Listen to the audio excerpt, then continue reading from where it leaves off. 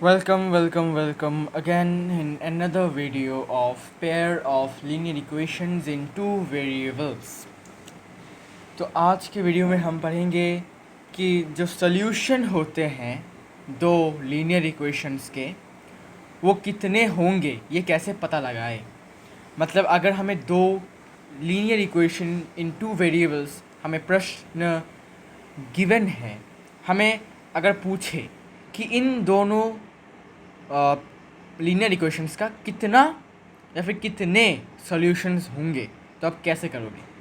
मतलब आपको बताना है कि इसका क्या एक सॉल्यूशन है या फिर इनफाइनाइट सॉल्यूशन है या फिर कोई सॉल्यूशन नहीं है। बस तीन बातें आपको बतानी है, इन तीनों में से कोई एक बात आपका मतलब ट्रू होगा, ठीक है ना। तो इसको बताइए कैसे, मतलब कैसे पता चलेगा कि भाई इन पेयर का नो सॉल्यूशन है, दूसरे पेयर का इनफाइनाइट सॉल्यूशन वाला पेयर है और दूसरा तीसरा है यूनिक सॉल्यूशन, मतलब क्या सिर्फ एक सॉल्यूशन वाला पेयर है, कैसे पता चलेगा। इसको पता करने के दो मेथड हैं। क्या मेथड है? ग्राफिकल मेथड और दूसरा है एल्जेब्रिक मेथड। अभी एल्जेब्रिक मेथड और ग्राफिकल मेथड दोनों ही यूज़ होते हैं और दोनों ही आपको पढ़ना भी है। ओके, तो चलिए स्टार्ट करते हैं एल्जेब्रिक मेथड से, ठीक है। Algebraic method. अभी उससे पहले मैं आपको बता दूं कि हमने पिछले वीडियो में कॉन्सिस्टेंट सिस्टम और नॉन इनकॉन्सिस्टेंट सिस्टम भी पढ़ा था। कॉन्सिस्टेंट मतलब क्या था कि जिन पेयर ऑफ सॉल्यूशंस के पेयर ऑफ लीनियर इक्वेशंस के एटलीस्ट वन सॉल्यूशन होगा उन दोनों के बीच में कॉमन। और इनकॉन्सिस्टेंट मतलब ऐसे पेयर ऑफ लीनियर इक्वेशन जिनके कोई भी सोल्यूशन नहीं होंगे, जिनके बीच में कोई भी कॉमन सोल्यूशन नहीं होगा। कॉमन की बात कर रहा हूँ, ठीक है, कॉमन सोल्यूशन। ऐसा नहीं कि भाई अगर आप बोलूँ कि भाई एक्स प्लस वाई और क्या बोलूँ उसमें, हाँ, X plus Y equal to 3 और 2x नहीं, हाँ, 2x plus 2y equal to 6, ठीक है। इनका क्या है भाई, ये जो है ना, ये अच्छा इसमें 5 दे देता हूँ। ये जो है, ये दो इक्वेशंस जो है इनका कोई कॉमन सॉल्यूशन नहीं है, ठीक है। ऐसा क्यों बताता हूँ। तो कोई कॉमन सॉल्यूशन नहीं है का मतलब क्या होगा, इनकॉन्सिस्टेंट सिस्टम होगा ये, मतलब inconsistent pair of linear equation in two variables, ठीक है। अभी हम जानेंगे कि कैसे पता लगाए कि एल्जेब्रिक मेथड से कैसे पता चले कि एक पेयर का कितने सॉल्यूशंस होंगे कॉमन। ओके, कॉमन सॉल्यूशंस कितने होंगे। यूनिक सॉल्यूशन हो सकता है या फिर इनफाइनाइट सॉल्यूशन हो सकता है या फिर नो सॉल्यूशन हो सकता है, ठीक है। कौन सा होगा देखते हैं। तो पहला एल्जेब्रिक मेथड, इसे हम क्या फाइंड करेंगे कि कितने सॉल्यूशंस होंगे, ठीक है, कितने सॉल्यूशंस होंगे। एल्जेब्रिक मेथड, तो एल्जेब्रिक मेथड में फॉर्मूले हैं।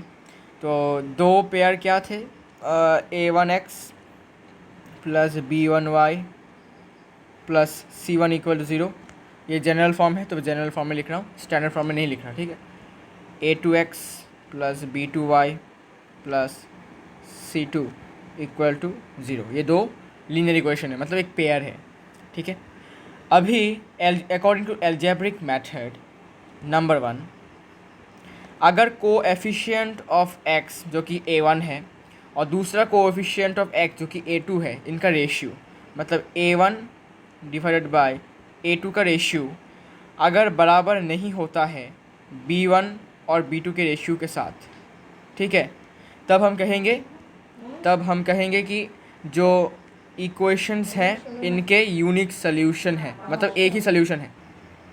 और यूनिक सॉल्यूशन का मतलब क्या होता है, यूनिक सॉल्यूशन का मतलब होता है सिर्फ और सिर्फ एक सॉल्यूशन होना। और सॉल्यूशन होने का मतलब क्या होता है, ऐसे values of x and y जो अगर दोनों ही इक्वेशन में अगर हम पुट करते हैं तो दोनों ही इक्वेशन के लेफ्ट हैंड साइड और राइट हैंड साइड क्या होंगे, बराबर होंगे। ये पॉइंट में रखो, दोनों ही इक्वेशंस के, सिर्फ एक होने से नहीं होगा, दोनों ही एक साथ, ठीक है। ओके, मतलब क्या, अगर मानो ये a1 जो है और a2 जो है, इसका जो वैल्यू है वो क्या है, सपोज मान लेते हैं ये 3 है और ये 6 दे देता हूँ, ठीक है।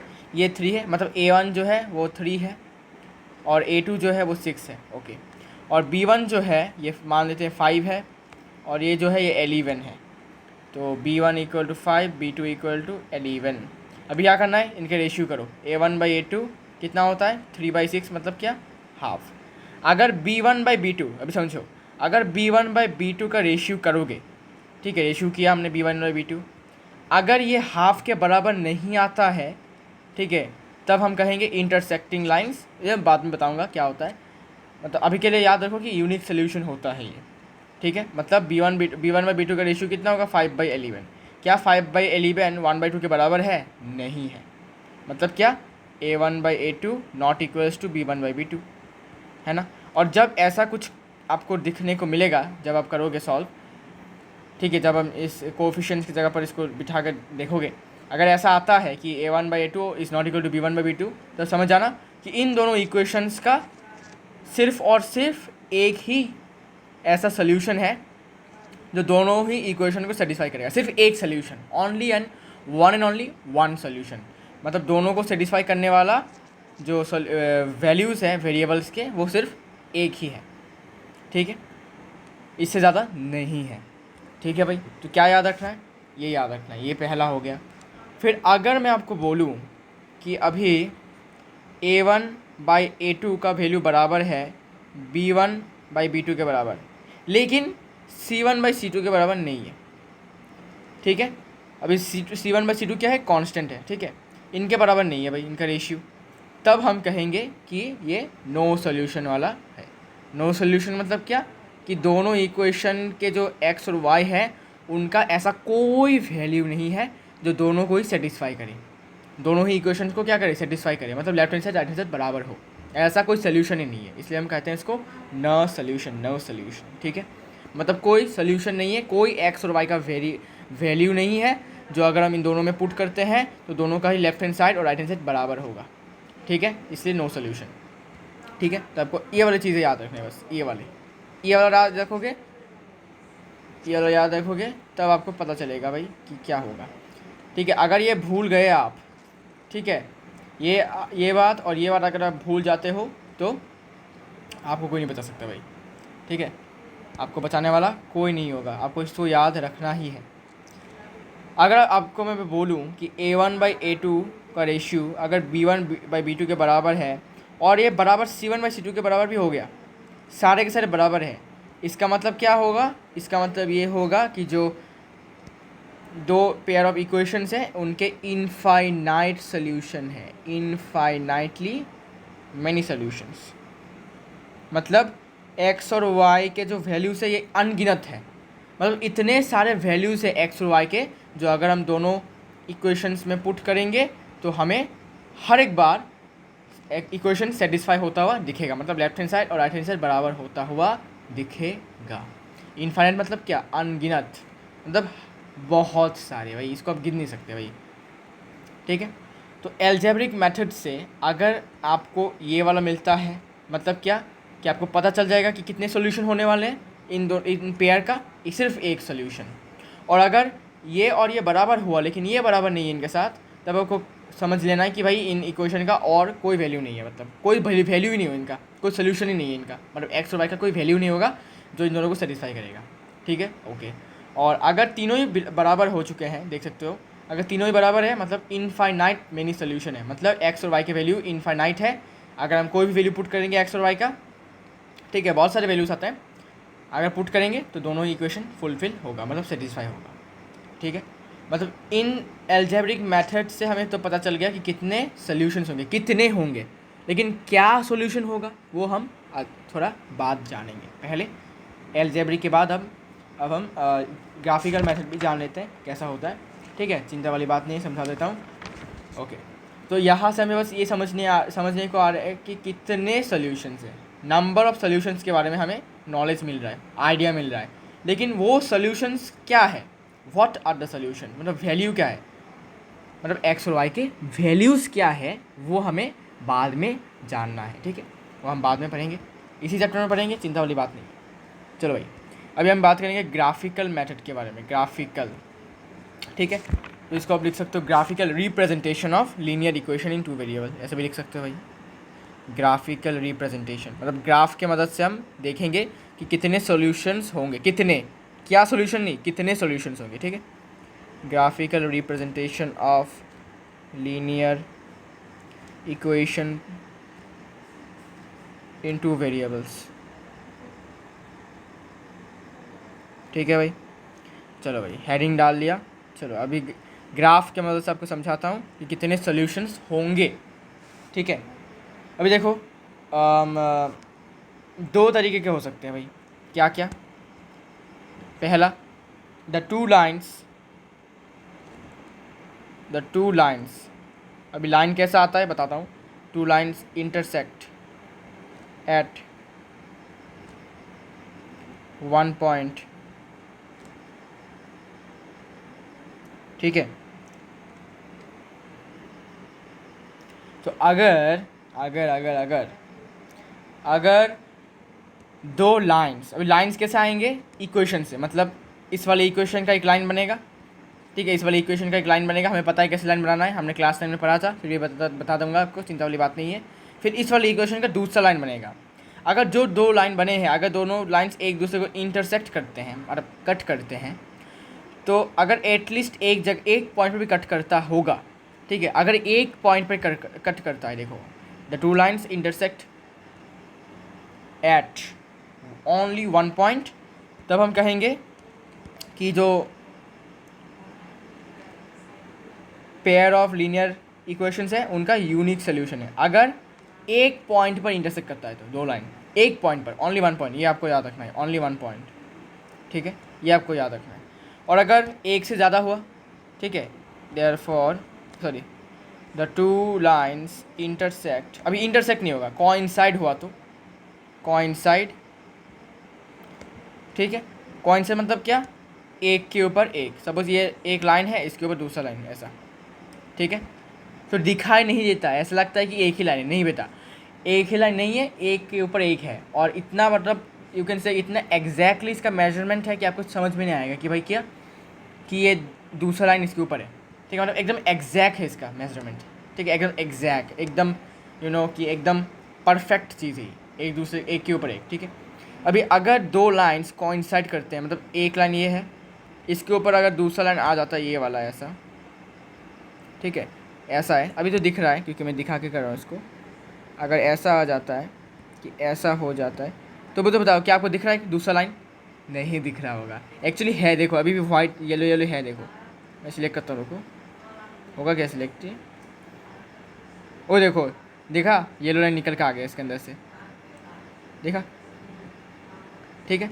मतलब ये एकदम दिखती नहीं है लेकिन होती ज़रूर है, ठीक है।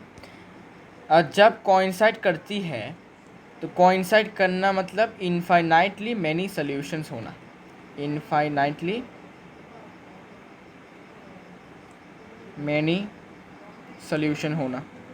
अभी इनफाइनाइटली मैनी सॉल्यूशन होने का कारण क्या है बताऊंगा, और यूनिक सॉल्यूशन होने के कारण क्या है बताऊंगा। और अगर दो लाइन पैरेलल हैं, अभी मुझे बताओ क्या पैरेलल लाइन एक दूसरे को इंटरसेक्ट करते हैं कभी? आप बोलोगे भाई नहीं करते, ऐसा माना जाता है कि वो इन्फिनिटी में जाकर मीट करते हैं, लेकिन एक्चुअली में इन्फिनिटी में जाकर मीट नहीं करते, ऐसा एज्यूम किया जाता है, ठीक है। ये एक एग्जाम्पशन है, the two lines parallel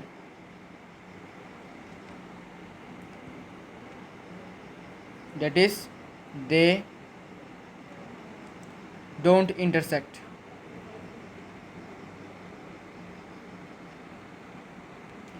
however far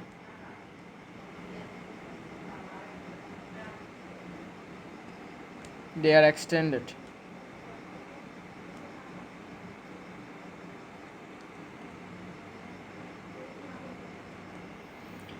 तो तीसरा कंडीशन ऐसा हो सकता है कि दोनों लाइन पैरेलल होंगे, पैरेलल मतलब क्या, एक दूसरे को कभी मीट नहीं करते हैं, ठीक है, इनका मिलन नहीं होता कभी, ठीक है, और इनके बीच में डिस्टेंस हमेशा सेम रहता है, ठीक है, ये आपको याद रखना है। तो क्योंकि पैरेलल लाइंस का कोई इंटरसेक्शन नहीं होता एक दूसरे के बीच, मतलब मिलन नहीं होता, इसलिए इनको कहा जाता है कि अगर ऐसा होता है तो ये नो सोल्यूशन होगा, ठीक है। अगर दो लाइन ऐसे पैरेलल है तो इस वाली लाइन का इक्वेशन जो भी होगा, इस वाली लाइन का इक्वेशन जो भी होगा, इन दोनों का कोई सोल्यूशन नहीं होगा, मतलब कोई कॉमन सोल्यूशन नहीं होगा। ठीक है, समझ में आ गया? ओके, समझ में तो आ गया। चलिए फिर ये तो हो गया। तो अभी ऐसा होता क्यों है, मतलब एक पॉइंट पे कट किया, इंटरसेक्ट किया तो यूनिक सोल्यूशन, मतलब सिर्फ एक सोल्यूशन, और कोइंसाइड किया तो इनफाइनाइट सोल्यूशन, और पैरेलल हुआ तो नो सोल्यूशन, ऐसा क्यों? देखो, इसके लिए हमें ग्राफ ड्रॉ करना पड़ेगा सबसे पहले तो, और ग्राफ ड्रॉ करने के लिए हमें चाहिए होगा इसका मदद। ठीक है ना? चलिए भाई, ऐसा करके एक्स एक्सिस ड्रॉ किया, ये वाई एक्सिस ड्रॉ किया, ये एक्स एक्सिस ड्रॉ किया। भाई इसको ऐसे स्ट्रेट किया, इसको ऐसे स्ट्रेट किया, ये ऐसा थोड़ा ऐसे किया, थोड़ा नीचे, अरे सॉरी, इसको थोड़ा सा नीचे लाता हूँ, थोड़ा सा ऊपर लेके जाता हूँ। ओके, तो अगर ऐसा हो कि दो लाइन्स हैं, ठीक है, ये ऐसा एक लाइन है और ऐसा एक लाइन है, ठीक है। अच्छा रुको, इसको थोड़ा इधर लाता हूँ, ठीक है, इधर लाता हूँ। ओके, तो ये देखो, ये वाला जो है ये है वाई एक्सिस, सॉरी वाई, ये वाई डैश, ये एक्स एक्सिस, ये एक्स है, और ये एक्स डैश। ठीक है, अभी ये दो लाइन से देखो, अरे सॉरी, ये दो लाइन से, ठीक है, ये दो लाइन से मान लेते हैं इस वाली लाइन का इक्वेशन है a1x plus b1y plus c1 equal 0, और इस वाले लाइन का इक्वेशन है a2x plus b2y plus c2 equal to 0। तो दोनों लाइन्स के दोनों अलग अलग इक्वेशंस हैं, और अगर दोनों लाइन्स एक दूसरे को इंटरसेक्ट करते हैं कहीं भी एक पॉइंट पर, तो ऐसा माना जाता है कि इस वाले जो इक्वेशंस हैं इनका सिर्फ और सिर्फ एक ही सोल्यूशन होता है। ठीक है, ऐसा मतलब आपको ऐसे याद रखना है कि अगर इंटरसेक्ट किया ओनली वन टाइम तो यूनिक सोल्यूशन, मतलब ओनली वन सोल्यूशन, और अगर एक से ज़्यादा बार इंटरसेक्ट किया है, और एक कब होता है, जब कोइंसाइड करता है। ठीक है, तो अगर अच्छा दूसरा कंडीशन है, ये तो मैं लिख देता हूँ इंटरसेक्टिंग लाइंस। तो इंटरसेक्टिंग लाइंस का मतलब क्या सा होगा? इंटरसेक्टिंग लाइंस का मतलब होगा कि दो लाइंस हैं, इनका इक्वेशन गिवन है, ठीक है, ऐसा माना हमने। अगर दोनों लाइंस एक जगह पर मीट करते हैं, मतलब क्या इंटरसेक्ट करते हैं, तो इनको हम इंटरसेक्टिंग लाइंस कहेंगे, और इनका सिर्फ और सिर्फ वन सोल्यूशन होता है, ओनली वन सोल्यूशन होगा, ओनली वन सोल्यूशन। ठीक है, ओनली वन सोल्यूशन होता है, मतलब इंटरसेक्टिंग लाइंस का सिर्फ और सिर्फ एक सोल्यूशन होता है। मतलब कैसे? देखो, मैंने क्या बोला था? मैंने बोला था कि इस वाले कंडीशन में अगर कुछ हमें मिलता है तो यूनिक सोल्यूशन होता है, जो पेयर होता है, सिस्टम होता है, सिस्टम का यूनिक सोल्यूशन होता है। अभी हमें यहाँ भी दिखा कि अगर दो लाइंस इंटरसेक्ट करते हैं, मतलब क्या, इंटरसेक्टिंग लाइन है, तब भी हमें यूनिक सोल्यूशन मिलता है। मतलब क्या, दोनों ही जगह पर हमें क्या देखने को मिल रहा है? Unique solution. मतलब ये और ये जो बात है ना, इंटरसेक्टिंग लाइन वाला, ये दोनों बराबर चीज़ है, मतलब बराबर बातें हैं। मैं टेबल बना के दूंगा आपको, चिंता वाली बात नहीं है। ठीक है, मतलब आपको सरासर ये याद रखना है कि अगर दो लाइंस इंटरसेक्ट करते हैं एक पॉइंट पर, ठीक है, एक पॉइंट पर इंटरसेक्ट करता है, तो उसे हम कहेंगे इंटरसेक्टिंग लाइंस, और उसका यूनिक सोल्यूशन होता है। और यूनिक नाम मतलब क्या? Only one solution, one and only one solution. सिर्फ एक सोल्यूशन होगा सिस्टम का। सिस्टम मतलब पेयर ऑफ लीनियर इक्वेशन। ठीक है, अभी से मैं इसको सिस्टम ही बोलूँगा। ठीक है, और अगर मैं आपको बोलूँ कि कोइंसाइड करता है, तो मतलब सेकंड कंडीशन, ये तो फर्स्ट कंडीशन था, अभी सेकंड कंडीशन, अगर कोइंसाइड करते हैं, एक के ऊपर एक होता है, तो देखो कैसा होता है। देखो भाई, रुको, थोड़ा सा रुको, इसको कॉपी कर लेता हूँ भाई, बार बार बनाना थोड़ा बोरिंग लग रहा है मेरे को, क्योंकि टाइम तो है नहीं हमारे पास, है ना। चलिए भाई, ये बना लिया। फिर यहाँ से नाम वाम लिख देते हैं भाई, इसका नामकरण भी करना ज़रूरी है। ये वाई डैश, ये एक्स, और ये एक्स डैश। ठीक है, अभी मान लेते हैं एक लाइन है जो देखने में ऐसा है। ठीक है, ये कोइंसाइड है, मतलब एक के ऊपर एक लाइन है। ठीक है, अभी के लिए मान लो भाई ये दो लाइन से यहाँ पर। ठीक है, तो मान लेते हैं जो पहला वाला लाइन है इसके ऊपर ही है, इसके मतलब एकदम ऊपर ही है, एक के ऊपर एक है।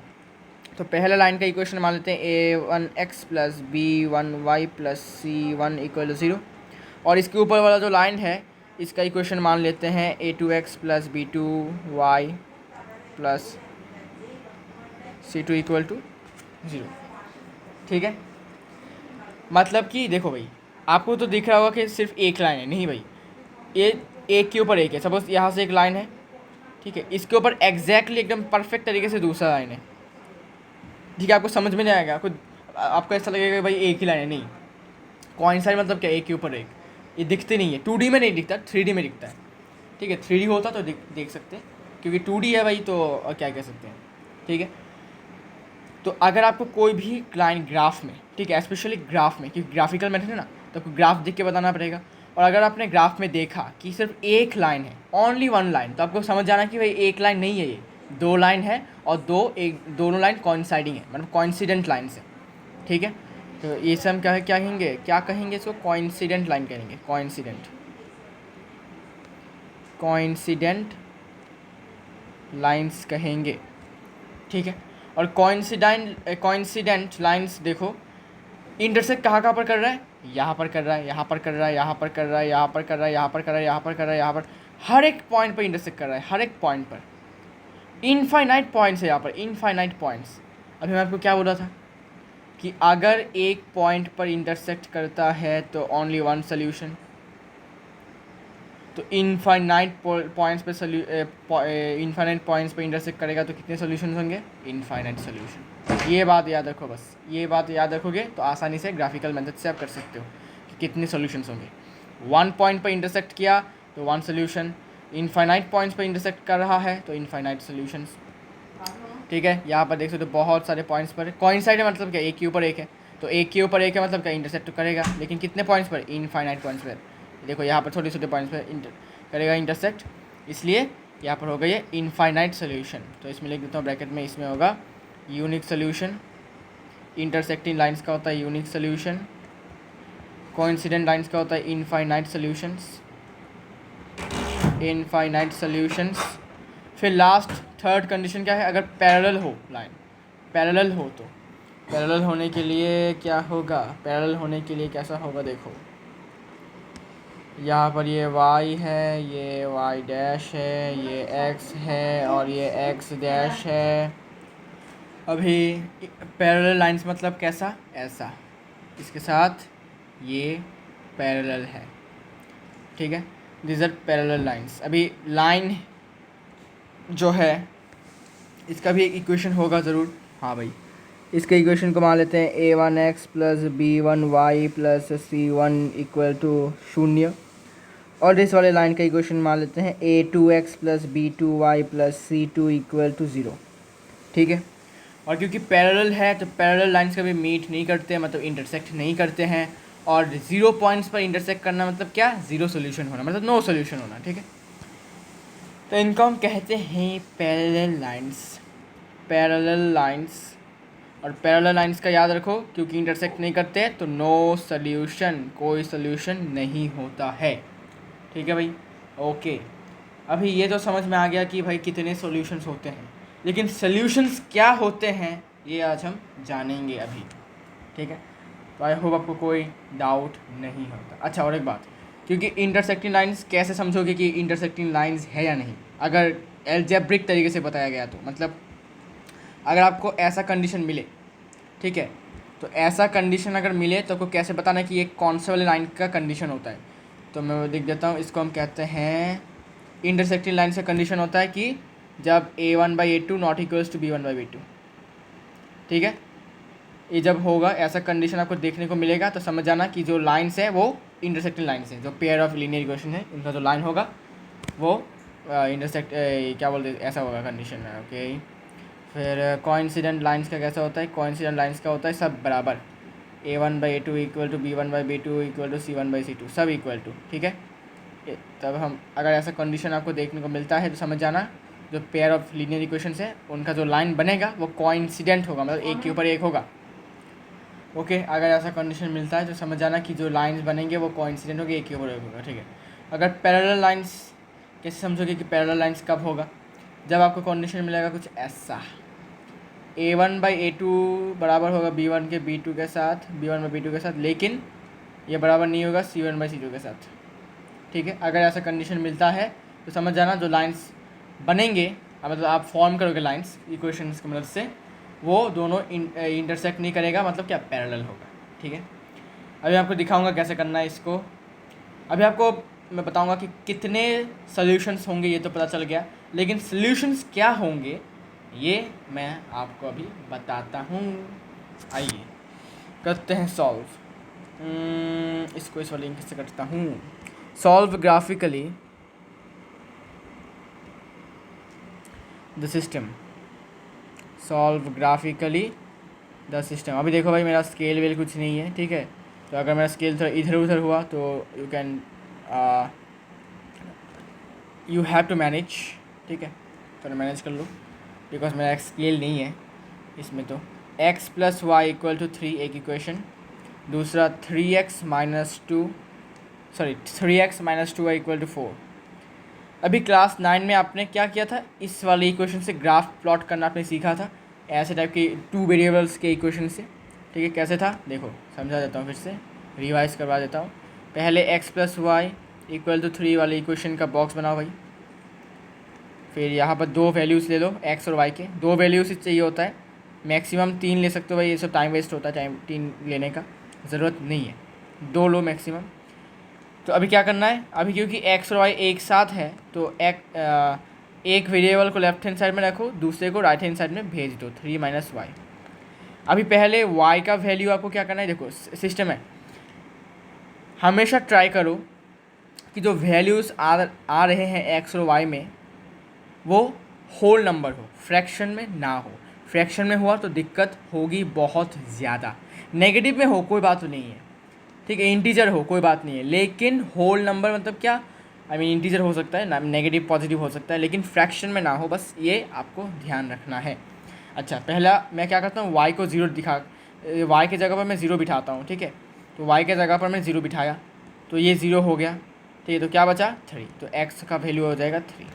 अभी क्या करूँगा, अभी x के जगह पर मैं 0 बिठाऊँगा, देखता हूँ कि क्या फ्रैक्शन में वैल्यू आता है, तो 0 बिठा दिया तो ये चला जाएगा उस तरफ, -3, ये भी 3 आता है भाई, वाओ। तो उस 3 से हो जाएगा तो -3 और minus y cancel, minus y नहीं सॉरी, माइनस माइनस कैंसिल हो जाएगा, वाई इक्वल टू 3, तो वाई का वैल्यू भी 3 आ रहा है, नाइस। तो एक्स के जगह 0 दिया तो 3 दिया, ऐसे करना है। पहले एक्स का वैल्यू जो दिया 0, फिर आपको वाई का वैल्यू 0 देना है, फिर एक्स का वैल्यू निकालना है, फिर एक्स का वैल्यू 0 देकर देखना है कि वाई का वैल्यू कितना आता है। अगर फ्रैक्शन में आता है तो छोड़ दो, अगर फ्रैक्शन में आता है तो छोड़ो, अगर फ्रैक्शन में नहीं आता तो रखो, ठीक है। तो इस वाले इक्वेशन का अभी हम ग्राफ प्लॉट कर सकते हैं, लाइन बना सकते हैं। तो इस वाले ये वाला कोऑर्डिनेट है 3,0 और ये है 0,3, ठीक है। अच्छा भाई, अभी दूसरा इक्वेशन लिख लेते हैं।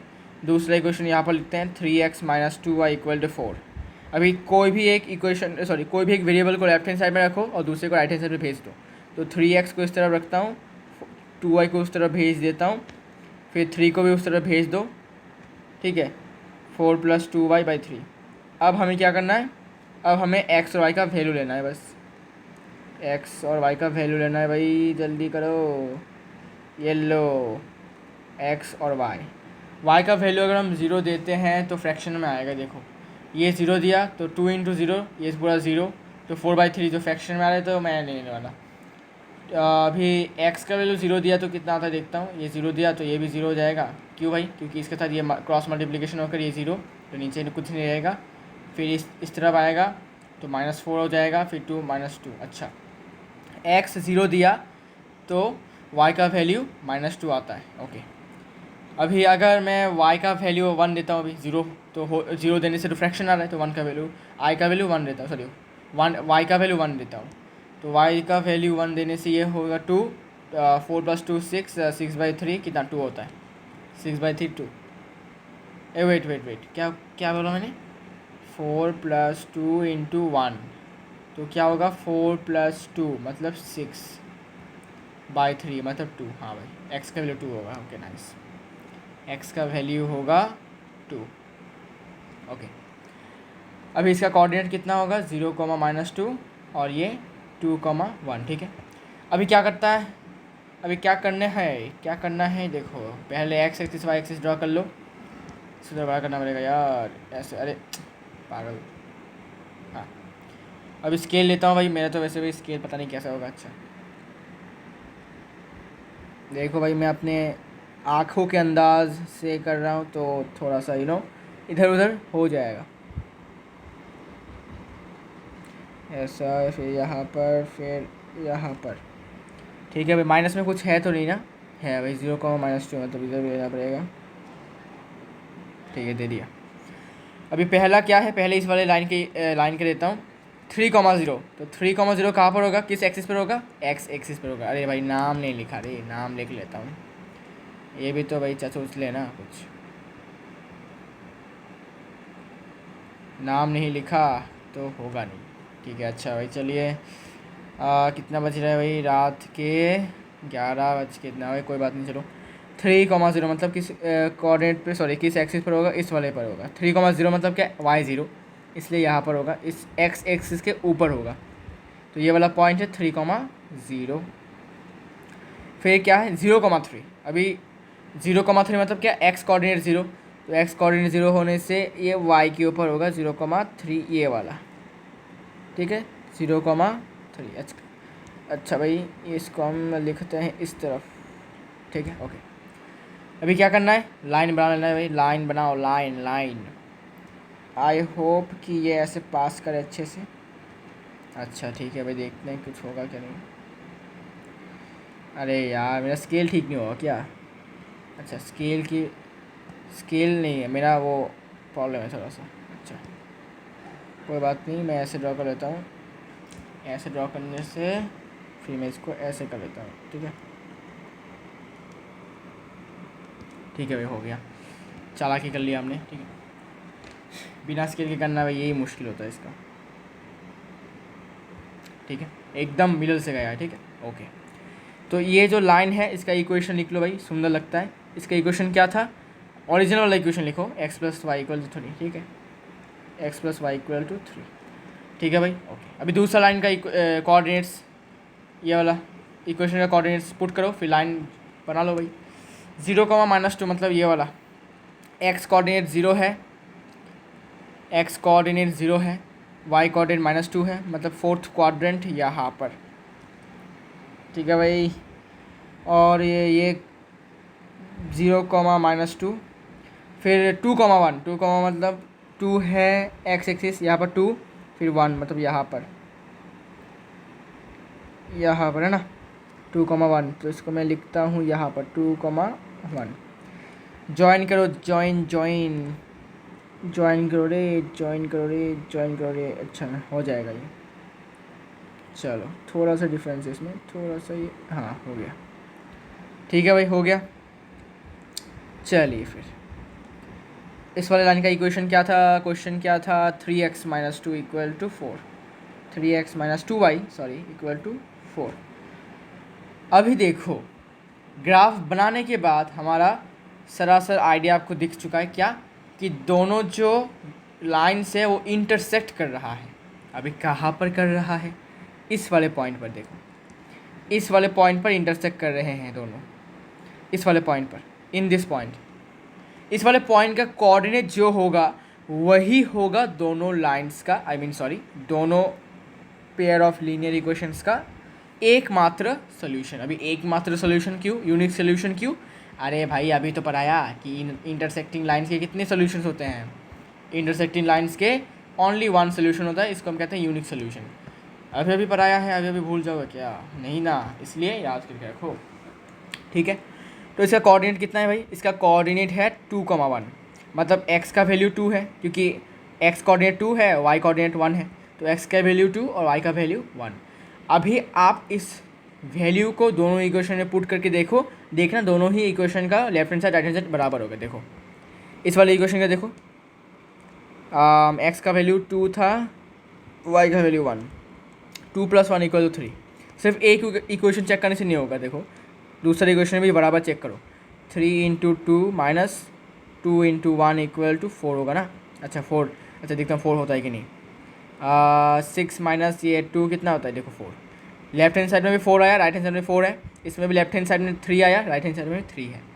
ठीक है, मतलब क्या, ये एक यूनिक सोल्यूशन है। क्यों? क्योंकि इंटरसेक्टिंग लाइंस के पॉइंट ऑफ इंटरसेक्शन कहाँ पर होता है? सिर्फ एक होता है। इंटरसेक्टिंग लाइंस का जो पॉइंट ऑफ इंटरसेक्शन है, मतलब क्या, कितने पॉइंट्स में इंटरसेक्ट करते हैं? सिर्फ एक पॉइंट पर। ठीक है, इसीलिए नंबर ऑफ सोल्यूशंस भी सिर्फ एक ही होता है, बिकॉज एक ही पॉइंट पर इंटरसेक्ट किया है तो नंबर ऑफ सोल्यूशंस भी एक ही होता है, और वो है सोल्यूशन क्या है 2,1। तो ये है हमारा सोल्यूशन, लिख लो भाई लिख लो, सोल्यूशन। ठीक है, तो हैंस सोल्यूशन इक्वल टू 2,1 ऐसे लिखना है सोल्यूशन। ठीक है, तो सॉल्व कर लिया हमने। ठीक है, सिस्टम को हमने सॉल्व कर लिया। तो इंटरसेक्टिंग लाइन है, इसीलिए सॉल्यूशन सिर्फ एक है। अगर कोइंसिडेंट लाइन्स होता तो इनफाइनाइट सॉल्यूशंस होता। तो ये लास्ट क्वेश्चन है इस वीडियो का, ये कर लो भाई। सो show graphically that the system of equations has infinitely many solution. अभी ग्राफिकली शो करना है मतलब क्या, कि हमें ये दिखाना है कि ये दोनों लाइन्स का जो, इन दोनों इक्वेशन का जो लाइन बनेगा वो एक ही लाइन होगा, मतलब कॉइंसाइड मतलब कि एक के ऊपर एक, मतलब एक लाइन बनेगा, ये आपको दिखाना है। तो दिखा लो भाई, क्या ही प्रॉब्लम है इसमें। पहला equation 3x minus y equal to 2, y को उस तरफ भेजा तो 2 प्लस वाई, और 3 इस तरफ नीचे आ जाएगा तो बाई 3। ठीक है, तो भाई ढूंढो भाई एक्स और वाई का वैल्यू कितना होगा। एक्स का वैल्यू वाई का, अगर वाई का वैल्यू हमने ज़ीरो दिया तो फ्रैक्शन आ जाएगा भाई 2/3 नहीं चाहिए। अभी एक्स का वैल्यू वाई का वैल्यू 0 देने से, अभी एक्स का वैल्यू 0 दे दिया तो ये भी ख़त्म, तो ये -2 हो जाएगा। ठीक है, तो एक्स का वैल्यू 0 दिया तो ये -2, और अगर वाई का वैल्यू 1 दिया तो कितना होगा 3। अच्छा 1 + 2 3, 3/3, अच्छा 1। ठीक है, तो y का वैल्यू 1 दिया, 2 + 1 कितना हुआ 3 हुआ, 3/3 डिवाइड किया कितना 1 हुआ, तो x का वैल्यू भी 1 आया, y का वैल्यू 1 और x का वैल्यू भी 1। तो दो पॉइंट्स का कोऑर्डिनेट कितना है भाई 0, -2 और 1,1। अभी दूसरा इक्वेशन भी है, क्या इक्वेशन है 9x - 3y = 6। फिर से बक्सा बना लो भाई, बक्सा। पहले तो किसी भी वेरिएबल को लेफ्ट हैंड साइड में रखो और बाकी को हटा दो, तो 6 + 3y होगा, फिर 9 नीचे चला जाएगा, 9 नीचे चला जाने से x का वैल्यू 6 + 3y / 9। ठीक है भाई, ओके समझ में आ गया भाई, बहुत मज़ा आ रहा है। ओके, आगे और भी मज़ा आएगा, और भी बहुत सारे वीडियोस बनाने हैं इस चैप्टर के, बहुत इंपॉर्टेंट चैप्टर है ये। ठीक है, और भी वीडियोस आएंगे इंपॉर्टेंट। एक्सरसाइज भी शुरू करेंगे हम, क्योंकि एक्सरसाइज तो छोटा सा है तो ज़्यादा टाइम लगेगा नहीं। छोटा मतलब 3 एक्सरसाइज आई गेस हैं, 3 ही है ना, हाँ 3 ही है शायद मैं भूल गया। अच्छा, y का वैल्यू अगर हम 0 देते हैं तो ये 6/9 मतलब फ्रैक्शन में आएगा, तो छोड़ो भाई। x का वैल्यू 0 दे दो, x का वैल्यू 0 देने से ये चला जाएगा भाई, क्रॉस मल्टीप्लाई होकर फिर 6 -2 होगा। x का वैल्यू 0 देने से y -2, और इसमें y का वैल्यू अगर 1 देता हूँ तो कितना आता है, मैं 3 × 1 3, 6 + 3 कितना 9, 9 / 9 1। अच्छा, तो y भी 1 ये भी 1। ओके, तो अभी क्या करना है, देखो देखने वाली बात ये देखो, इसका कोऑर्डिनेट और इसका कोऑर्डिनेट जो होगा दोनों बराबर है। मतलब क्या, सेम पॉइंट से दो लाइन गुजरेंगे, और सेम पॉइंट से दो लाइन गुजरने का मतलब क्या होता है कि दोनों लाइन्स एक दूसरे के ऊपर है, मतलब कोइंसाइड है, कोइंसिडेंट लाइन्स, कोइंसिडेंट। तो और कुछ बताने की ज़रूरत है क्या, आपको समझ ही चुके हो। अरे यार सिलेक्ट कर, आप तो समझ ही चुके हो कि कुछ सोल्यूशन सेम है। तो सोल्यूशन सेम मतलब क्या, दोनों लाइन से सेम पॉइंट से गुजरेंगे, और सेम पॉइंट से गुजरने का मतलब दोनों एक दूसरे के ऊपर होंगे, मतलब कोइंसाइड कर रहे होंगे बस। चलिए फिर 0, -2 मतलब ये वाला, 0, -2 मतलब ये वाला पॉइंट 0, -2, और 1, 1 मतलब ये वाला पॉइंट, ये 1 और ये 1 मतलब, अच्छा रुको, ये 1 और ये 1 मान लेता हूँ, तो ये वाला इसका पॉइंट होगा, ये वाला। ठीक है भाई, ये है 1, 1। ओके, अभी क्या करूँ, लाइन बनाओ, और क्या करना है, लाइन बना लिया है, वेरी गुड। अभी इसको ऐसे, इसको थोड़ा सा ऐसे ऐसे, बस ठीक है भाई, हो गया सब कुछ, एवरीथिंग इज़ परफेक्ट। ठीक है भाई, तो ये जो लाइन है इसका 2 इक्वेशंस है। क्यों भाई? क्योंकि दूसरा लाइन जो होगा वो इसके ऊपर ही होगा, मतलब इससे कोइंसाइड होगा दूसरा लाइन मैं ड्रॉ नहीं कर रहा। अच्छा मैं कर लेता हूँ भाई। दूसरा लाइन तो सेम ही होगा भाई, इसका सेम जैसा होगा, इसका सेम। देखो इसका सेम है, देखो एकदम कोइंसाइड है। देखा, पहले येलो था अभी वाइट हो गया, तो दो लाइन है इसमें। ओके, तो दोनों ही लाइन्स के इक्वेशंस लिख लो। अच्छा मैंने इसमें लिखा था क्या इक्वेशंस? हाँ लिखा था, इसमें भी लिख देता हूँ। तो पहले वाले लाइन का इक्वेशन क्या था? 3x minus y equal to 2, और दूसरे वाले लाइन का इक्वेशन था 9x minus 3x equal to 6। अभी क्योंकि कोइंसिडेंट लाइन्स हैं, ठीक है, और कोइंसिडेंट लाइन्स होने का मतलब क्या होता है? अरे भाई भूल गए क्या? कोइंसिडेंट लाइन्स के कितने सॉल्यूशंस होते हैं? कोइंसिडेंट लाइन्स के सॉल्यूशंस होते हैं इनफाइनाइट, अनगिनत। चलिए भाई लिख दो भाई, ठीक है लिख दो फिर कोइंसिडेंट लाइन्स।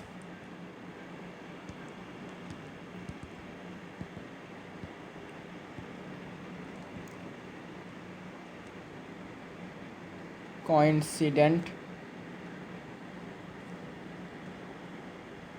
लाइन्स का मतलब है इनफाइनाइट सॉल्यूशन। तो जो सॉल्यूशन है वो इनफाइनाइट है, तो हमने ये प्रूफ कर लिया इनफाइनाइट सॉल्यूशंस, ठीक है, क्योंकि कॉन्स्टेंट लाइन की इनफाइनाइट सॉल्यूशंस होते हैं, तो इसलिए ये भी हमारा प्रूफ हो चुका है। तो मिलते हैं नेक्स्ट वीडियो में। इस चैप्टर को और भी अच्छे से पढ़ेंगे, और भी कुछ नए टॉपिक्स पढ़ने हैं इस चैप्टर में भाई, बहुत इंपॉर्टेंट चैप्टर है वो। वर्ड प्रॉब्लम्स भी करना है, तो धीरे धीरे आगे बढ़ेंगे चैप्टर में, ठीक है। तब तक के लिए मिलते हैं नेक्स्ट वीडियो में।